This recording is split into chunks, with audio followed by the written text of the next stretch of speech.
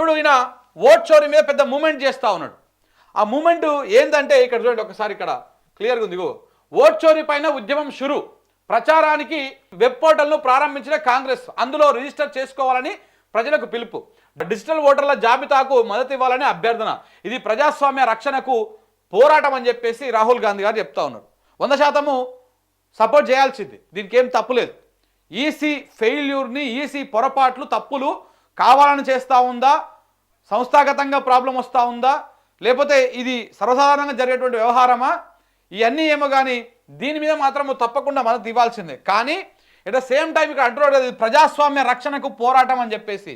Sir మీరు EC మీద పోరాటం చేస్తున్నారు, ప్రజాస్వామ్య రక్షణకు పోరాటం చేస్తున్నారు, తప్పులేదు. కానీ మీరు గెలిచిన రాష్ట్రాల్లో రాజ్యాంగాన్ని తుంగలో దొక్కేసి, మీరు చేతిలో పట్టుకున్నటువంటి ఈ రాజ్యాంగాన్ని తుంగలో దొక్కేసి ఇక్కడ ప్రశ్నిస్తే కేసులు, మాట్లాడితే కేసులు, నోదరిస్తే కేసులు, ఇట్లాంటి కేసులు పెట్టుకుంటూ పోతా ఉన్నారు. సో కాబట్టి దయచేసి ఇక్కడ కూడా ఆలోచన చేయండి. గెలిచిన ప్రాంతాల్లో గెలవంగానే ఇంకా మీరు మొత్తం వాళ్ళని మర్చిపోయి మిగతా ప్రాంతాల్లో ఎట్లా ఓడిపోయినాం అనే దాని మీద స్టడీ చేస్తూ ఉన్నారు. మీరు ఈ ఓట్ చోరీ మీద దాదాపు 6 నెలల నుంచి స్టడీ చేస్తూ ఉన్నారు కదా. అదే 6 నెలలు సమయం తీసుకొని మీరు గెలిచిన ప్రాంతాల్లో ఇచ్చిన హామీలను నెరవేర్చడానికి ఎన్నడన్నా ఒక గంట సేపు మీరు సమయం వెచ్చించిర్రా, సమయం కేటాయించిర్రా? కేటాయించి పిలిపించుకొని కూర్చొని ఏమైంది 6 గ్యారంటీలు, లేకపోతే మనం 420 హామీలు ఇచ్చినాము, ప్రధానంగా మహిళల కోసం చాలా పథకాలు పెట్టినాము, అవన్నీ ఏమైనాయి, ఏమైనా అమలు అవుతా ఉన్నాయా అని చెప్పేసి అడగొచ్చు కదా. ఎందుకు అడగడం లేదు? దేనికోసం అడగడం లేదు? ఎందుకంటే మీకు రాజకీయం మాత్రమే కావాలి, ప్రజలకు ఇచ్చినటువంటి హామీలు మీకు గుర్తుకుండడం లేదు. ఎలాగైతే మీరు దీని మీద ఎంత పోరాటం చేస్తూ ఉన్నారో ఓటు చోరీ మీద, అలాగే మీరు అధికారంలోకి వచ్చినటువంటి రాష్ట్రాలలో మీ హామీలను నెరవేర్చడం కోసం ఈ సమయంలో కనీసం 10% అంటే కేటాయించండి. అప్పుడు ప్రజలు మీకు తప్పకుండా ఓట్లు వేస్తారు.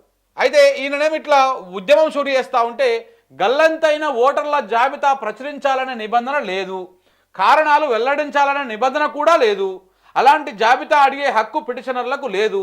సుప్రీంకోర్టుకు తెలిపిన ఎన్నికల సంఘం ఓ మహిళ 2 సార్లు ఓటేశారని నిరూపించండి, రాహుల్కు కర్ణాటక ఈసీ నోటీసులు ఇచ్చింది. మరి ఇంకేముంది సార్? ఏ అర్హత లేదు. ఏందంట, గల్లంతైన ఓటర్ల జాబితా ప్రచురించాలనే నిబంధన లేదంట, ఆ నిబంధన లేదు. అలాగే కారణాలు వెల్లడించాలనే నిబంధన కూడా లేదంట. మరి ఏం లేకపోతే మీకు నచ్చినట్టు చేసుకుంటూ పోతారా? ఎన్నికల సంఘం మీకు నచ్చినట్టు, మీకు మోడీ నచ్చిన కాబట్టి మోడీకి మాత్రమే అనుకూలంగా, కాంగ్రెస్ నచ్చితే కాంగ్రెస్కు అనుకూలంగా, 2014 దాకా కాంగ్రెస్ నచ్చింది ఈసీకి, అప్పుడు వాళ్ళకు అనుకూలంగా, 2014 నుంచి 2025 ఇప్పటిదాకా మోడీ నచ్చుతున్నాడు, మోడీకి అనుకూలంగా చేసుకుంటూ పోతారా? ఏం దిక్కుమాలిన స్టేట్మెంట్ ఇది? ఏ నిబంధన లేదంట. మీరు ఆ నిబంధన ప్రకారం పనిచేస్తూ ఉన్నారా? ప్రక్షాళన చేసుకోండి, మార్పులు చేర్పులు చేసుకోండి, నిబంధన లేకపోతే నిబంధనలు సడలించుకోండి.